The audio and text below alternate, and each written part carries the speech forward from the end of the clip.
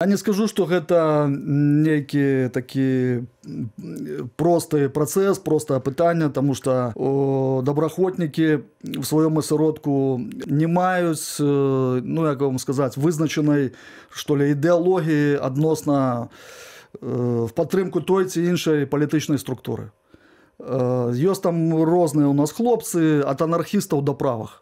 І яны по-рознаму абсалютна ставяцца да кабінета. Я скажу шчыра, пераважная большасць ставяцца да кантактаў з такімі структурамі кабінет і іншыя інстытуцыянальныя структуры дэмакратычнай апазіцыі асцярожна. Таму што яны ўсё ж такі прынялі вельмі важнае рашэнне ў сваім жыцці, паехалі на вайну, рызыкуюць всем. Тыя, ну, на іх думку, і мы знаем, што з вайной звязаны там розныя з'явы, як, напрыклад, ПТСР, туннельны зрок і гэтак далей. І там вельмі спрашчаецца вот эта сітуацыя свой-чужы. Я знаю, што большасць хлопцаў і дзяўчат, яны лічаць вот сваімі, хто вот з імі побач в акопах.